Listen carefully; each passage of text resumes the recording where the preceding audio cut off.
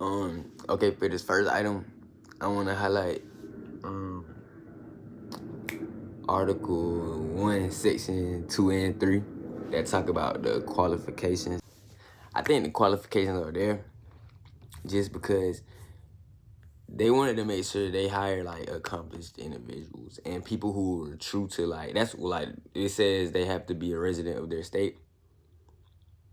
And like the House of Representatives have to be 25, 7 years of citizenship and be a resident of the state, and the senators have to be 39 years of citizenship and a resident of their state. So I just think that they do that because they want to know like if you qualified, if you you know what I mean, they want to not hire but elect accomplished individuals to work in the government. And that's important because they're going to want to know if you loyal to the government and committed to your role, you know what I mean? Just being real. Also, as well, in sections 2 and 3, it mentions the fact that the House of Representatives has the power to hold the sole power to hold impeachments, and the Senate has the power to try all impeachment. Personally, I just think that means that the House of Representatives has final say on the impeachment. Like they may enforce it, but it has to go through the Senate, and that's why it says the 2/3 party has to be present, because with the vice president being the head of the Senate, it has to go through a whole process, court and all that, you know what I mean, just to get the removal of the president. But overall, the House of Representatives has the final say, and they make the innate decision. But I think this is important because to know, one, because if in the event that the president is impeached, the vice president, who is the head of the Senate, becomes the president. So it's just how it all ties in together with the government, and how I don't know. I just think that's why it's important, because of that fact. My last topic is Article 1 of my last topic of Article 1 is Section 8, where it says that Congress has the power to lay and collect taxes and enforce duties and pay off debts or enforce debt, and that's their power. And I feel like that means basically that Congress has a lot of power in the government. Like, a lot of people may think that that the president holds all the heavy hands. That is far from the truth. But it's a lot of word from the people, and the Congress have the power, like the real power in enforcing laws and things like that, like amendments and stuff like that in our government. Where most people may think it's just all the president, when it's not. And this is important to me because how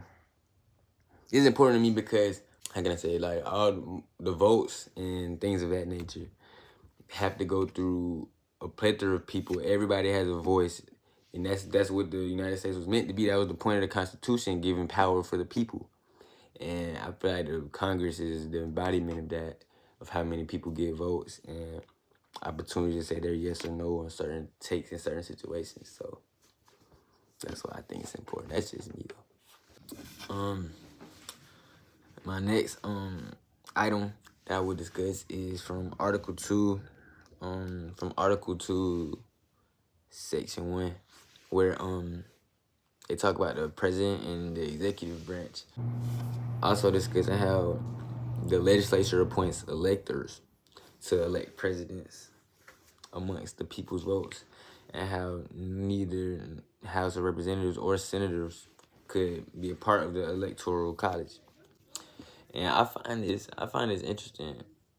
I just think that it means that between the population's votes and Congress's votes, and the electors come together and initially make a decision. Whichever president has the majority is who ultimately gets elected.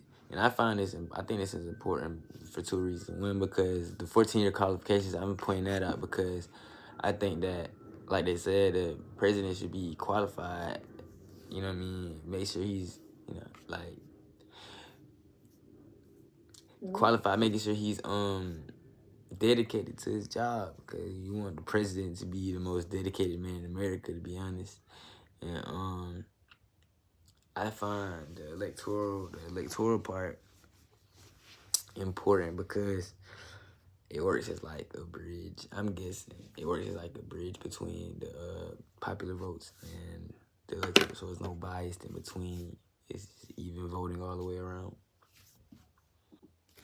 The next one is Section 2, Article 2, Section 2, where it talks about how the president is the commander and basically leader of the militia, army, navy, all that.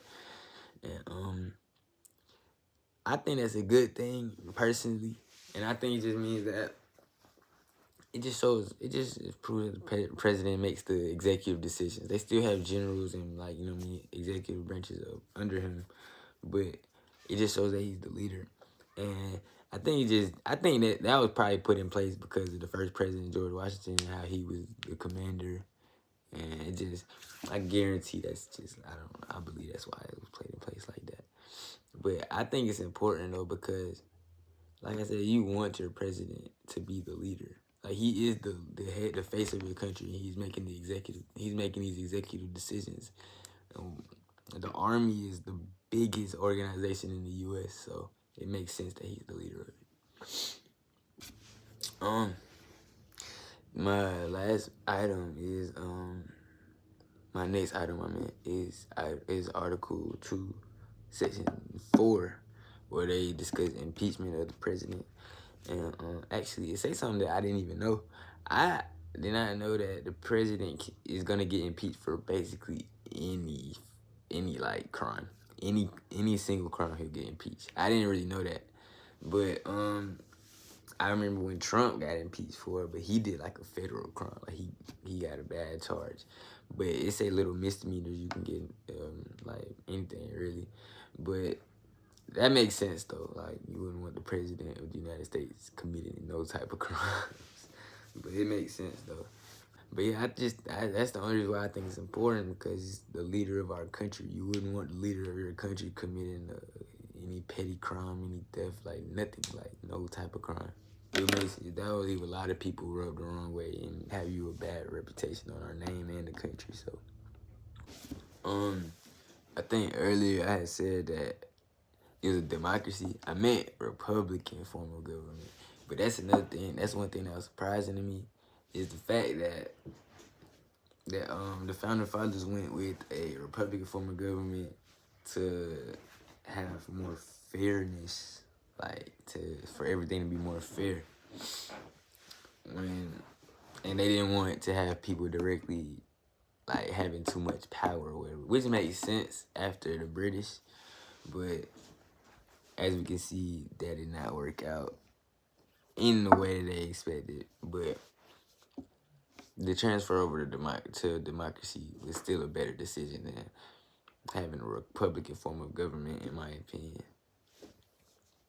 And that was stated in Article 4, Section 4, which also makes me kind of surprised as well. Another one is because how states had as much power as they did, how they have faith in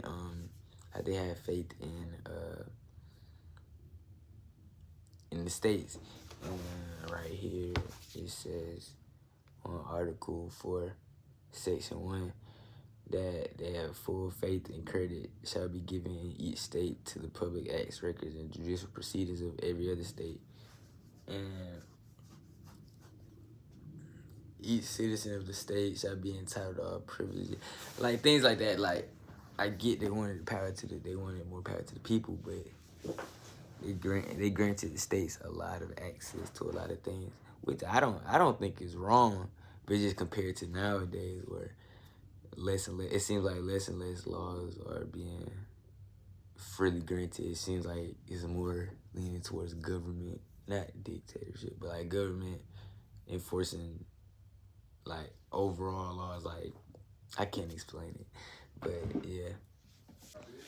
But overall, those are my 8 interesting not facts, 8 interesting topics that I learned and took from the Constitution.